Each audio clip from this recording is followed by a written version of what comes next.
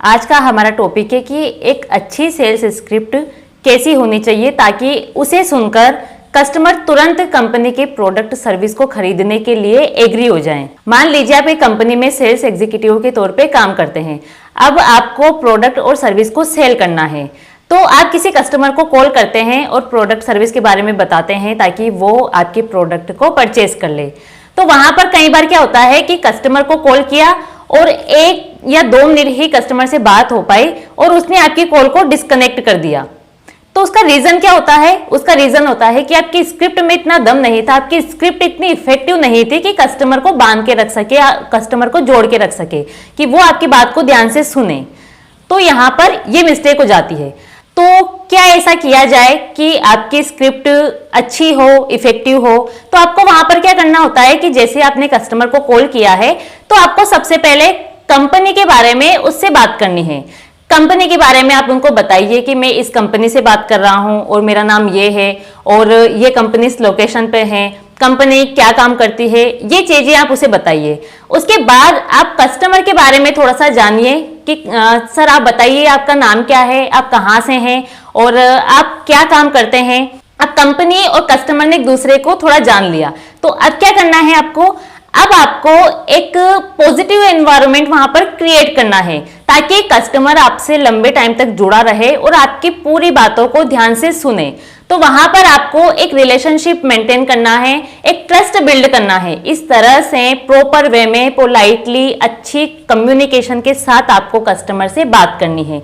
आपको कस्टमर की समस्याओं पे ध्यान देना है, कस्टमर की जो आवश्यकताएं हैं, जो उसकी जरूरतें हैं, उसके बारे में आप उससे बात कीजिए। आप उसकी बातों को सुनिए, समझिए और उसके बाद जैसे आपको पता लगता है कि कस्टमर की एक्चुअल नीड क्या है, क्या जरूरत है कस्टमर की, तो उस बारे में आप बात कीजिए। ध्यान रखिए कि कंपनी अगर अपने फायदे की बात करती है तो कस्टमर बिल्कुल आपकी बात को नहीं सुनेगा, वो तुरंत कॉल को डिस्कनेक्ट कर देगा क्योंकि उसे लगेगा कि यार ये कंपनी अपने बारे में बात कर रही है, अपना फायदा देख रही है, मेरे से पैसा लेना चाहती है।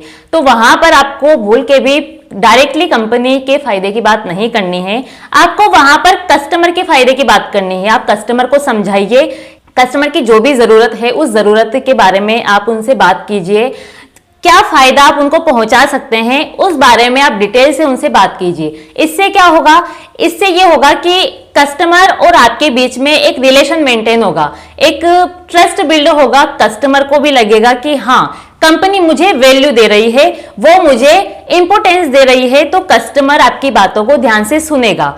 तो फिर आपको क्या करना है? जैसे आपको लगा कि हाँ कस्टमर अब मुझसे अच्छे से बात कर रहा है, इंगेज हो चुका है, तो फिर आपको वहां पर कस्टमर की जो नीड थी उससे अपने प्रोडक्ट सर्विस को रिलेट करना है और रिलेट करके फिर आपको उसको बताना है कि मेरे कंपनी के जो प्रोडक्ट हैं, सर्विस हैं, वो ये हैं और उसके फायदे बताने हैं कि जो भी प्रोडक्ट हैं उसके बेनिफिट बताने हैं कि उससे कस्टमर को क्या फायदा होगा अगर वो खरीदता है।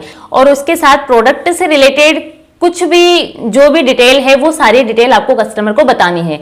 उसके बाद अगर आप डिटेल से कस्टमर से बात करते हैं प्रोडक्ट के बारे में तो क्या होता है कि कस्टमर आपकी बातों को सुनता भी है और वहां से कई सारे क्वेश्चन, कई सारे डाउट्स कस्टमर के निकल के आते हैं। वो आपसे उसके जो भी क्वेरीज है, जो भी क्वेश्चन है, जो भी उसके मन में आते हैं, वो सब आपसे पूछ लेता है। तो वहां पर आपको क्या करना है? वहां पर आपको एक एक क्वेश्चन का आंसर प्रॉपरली उसको देना है, उसको सेटिस्फाइड करना है। ऐसा नहीं होना चाहिए कि उसने कोई क्वेश्चन पूछा और आपको वो पता नहीं है या फिर आप उसको इग्नोर कर रहे हैं। नहीं, पूरे अटेंशन के साथ आपको सुनना है, समझना है और उसका प्रॉपर वे में आंसर देना है। इसके बाद क्या होगा कि कस्टमर, कई बार ऐसा होता है ना कि कस्टमर चाहता भी है प्रोडक्ट को खरीदना, लेकिन होता क्या है कि इतना बजट उसके पास नहीं होता कि वो इतना कैपेबल है, इतना अफोर्ड कर सके उस चीज के लिए। तो आपको वहां पर बोलना है, ठीक है सर आप इतना अफोर्ड नहीं कर सकते, तो इसके लिए हमारे पास कोई सॉल्यूशन है। तो मैं आपको बताता हूं कि हमारी कंपनी की कुछ स्कीम है कि ये प्रोडक्ट अगर आप खरीदते हैं तो आपको इतना डिस्काउंट यहाँ से मिलेगा और इससे रिलेटेड कई सारे ऑफर कंपनी के फिक्स हैं। ये ऑफर मैं आपको समझा देता हूँ, बाद में आप जो भी आपका डिसीजन है वो हमें बताइएगा। उसके साथ ही आप उससे ये बताइए कि सर आप प्रोडक्ट को खरीदते हैं तो आपको ये गारंटी यहाँ से मिलेगी, उसकी इतने साल की गारंटी रहेगी। सबसे अच्छा एग्जाम्पल है इसका अमेजोन। वहां पर क्या होता है कि एक कस्टमर है वो निश्चिंत होकर वहां से अपनी जो मनपसंद की चीजें हैं, कोई सा भी प्रोडक्ट चाहे वो महंगा हो सस्ता हो, वो हर प्रोडक्ट वहां से खरीदता है। क्यों खरीदता है? क्योंकि वो उसे एक ट्रस्ट होता है, एक विश्वास होता है कि हाँ, कंपनी की ये पॉलिसी है कि अगर मुझे प्रोडक्ट पसंद नहीं आया या फिर इसमें कुछ भी मिस्टेक लगी तो मेरा पूरा पैसा, चाहे वो कितनी ही बड़ी अमाउंट हो, वो मुझे वापस मिल जाएगी। तो मेरा पैसा सेफ है, सिक्योर है, तो वो निश्चिंत होता है और निश्चिंत होकर वो खरीद लेता है। वहीं आप सोचिए कि अमेज़न अगर ये फैसिलिटी बंद कर दे तो आधे कस्टमर उसके वैसे ही कम हो जाएंगे, क्योंकि उनके दिमाग में ये होगा कि मैं इतना महंगा प्रोडक्ट तो खरीद रहा हूं, लेकिन क्या पता है इसमें अगर कुछ प्रॉब्लम आ गई तो फिर मैं कहां जाऊंगा, मैं किससे सपोर्ट के लिए बोलूंगा कि मेरा पैसा आप रिफंड करें। तो फिर वहां पर कस्टमर मजबूर हो जाता है, उसके पास कोई ऑप्शन नहीं होता, उसका पैसा डूब जाता है। अब आपको लग रहा होगा कि कस्टमर और आपके बीच में बहुत सारी कन्वर्सेशन हो चुकी है, तो एक एंगेजमेंट भी बन चुका है, कस्टमर आपकी बातों को सुन रहा है, समझ रहा है। तो अब आपको ये अच्छी अपॉर्चुनिटी है आपके पास कि आप डायरेक्ट अब सेल्स के बारे में उससे बात कर सकते हैं। आप पूछ सकते हैं उससे, तो सर मैंने इतनी सारी चीजें आपको बताई है, अब आपका डिसीजन मुझे बताइए कि आप प्रोडक्ट को खरीदना चाहते हैं या नहीं चाहते हैं, या फिर कोई डाउट है वो भी बताइए। तो फिर वहां पर कस्टमर की दो कंडीशन होती है, उसके दो आंसर होते हैं, या तो वो मना कर देता है खरीदने से या फिर वो एग्री हो जाता है, वो खरीद लेता है। तो दोनों ही कंडीशन में आपको क्या करना है, ऐसा नहीं हो कि कस्टमर ने हाँ बोल दिया तो ठीक है, उसको प्रोडक्ट दिया और कॉल डिस्कनेक्ट कर दी, और अगर उसने मना कर दिया तो उसी टाइम कॉल को डिस्कनेक्ट कर दिया। ऐसा आपको बिल्कुल नहीं करना है।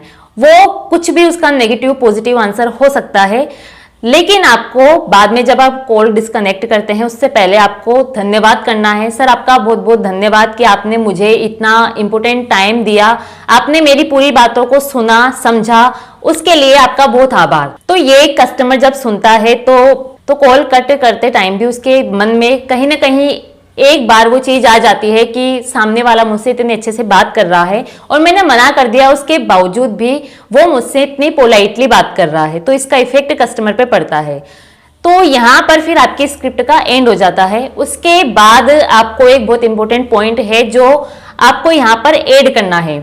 स्क्रिप्ट आपकी कंप्लीट हो चुकी है, लेकिन बाद में जो दो कंडीशन थी कि कस्टमर ने या तो हाँ बोला या मना कर दिया, तो यहाँ पर आपको क्या करना है कि कस्टमर ने मना कर दिया तो आपको तो चाहिए कि कस्टमर आपका जुड़े, क्योंकि इतना टाइम आपने बात की है और इतना सारा समझाया उसे, लेकिन वो कस्टमर यूं ही चला गया, तो ऐसा नहीं होना चाहिए। तो आप चाहते हैं कि इन फ्यूचर वो जुड़े, तो इसके लिए आपको फॉलोअप में उसको रखना है, आपको कंटिन्यू फ्यूचर में भी उसको कॉल करते रहना है, ताकि कभी ना कभी कस्टमर कन्विंस हो और आपकी कंपनी से जुड़े। और दूसरी कंडीशन, अगर वो प्रोडक्ट को खरीद भी लेता है तो भी आपको उसको फॉलोअप में जरूर रखना है। ऐसा नहीं कि एक बार प्रोडक्ट सेल हो गया तो उसके बाद उससे कनेक्शन ही खत्म हो गया, उससे बिल्कुल ही बात नहीं की। नहीं, ये आपकी कंपनी के लिए नुकसानदायक हो सकता है।